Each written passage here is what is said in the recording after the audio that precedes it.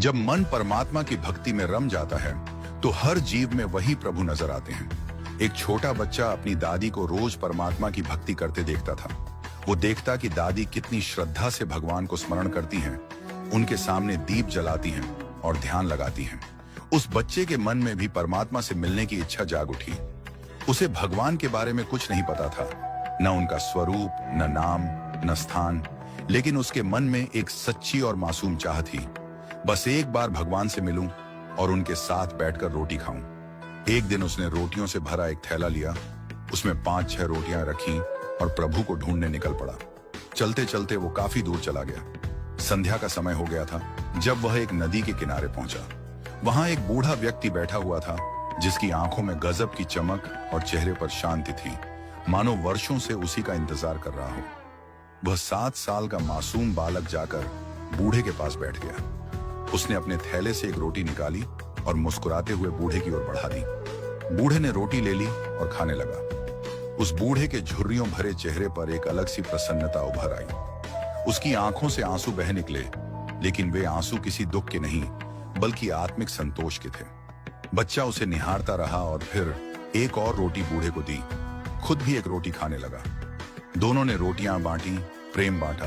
कुछ देर चुपचाप बैठे रहे, पर दोनों की आत्माओं में एक अलग ही संवाद हो रहा था। बच्चे को लग रहा था जैसे वह स्वयं ब्रह्मा जी के साथ बैठा है, और बूढ़े को लग रहा था जैसे स्वयं श्री कृष्ण उसे अपने हाथों से रोटी खिला रहे हैं। जब रात गहराने लगी तो बच्चा घर लौटने के लिए उठा। बार बार पीछे मुड़कर देखता और पाता कि बूढ़ा अब भी उसकी ओर ही देख रहा है। घर पहुंचते ही उसकी माँ ने उसे गले से लगा लिया और माथा चूमा। माँ ने पूछा कि आज वह इतना खुश क्यों है। बच्चा बोला, माँ, आज मैंने भगवान के साथ बैठकर रोटी खाई, उन्होंने भी मेरी रोटी खाई। माँ, भगवान बहुत बूढ़े हो गए हैं पर बहुत अच्छे हैं। उधर जब बूढ़ा अपने गांव पहुंचा तो सबने उसे पहले से बहुत प्रसन्न देखा।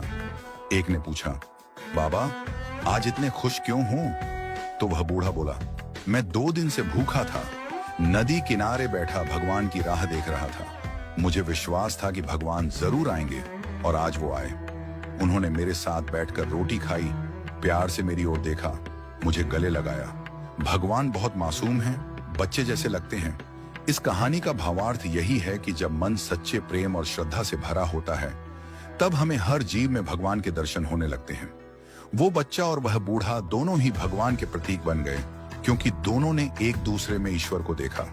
जहां भाव शुद्ध होता है वहां प्रभु स्वयं प्रकट हो जाते हैं। सच ही कहा गया है कि आत्मा परमात्मा का अंश है, और जब हम किसी भूखे को प्रेम से रोटी खिलाते हैं, किसी के आंसू पोंछते हैं, तो प्रभु की कृपा स्वतः हमारे जीवन में बरसने लगती है।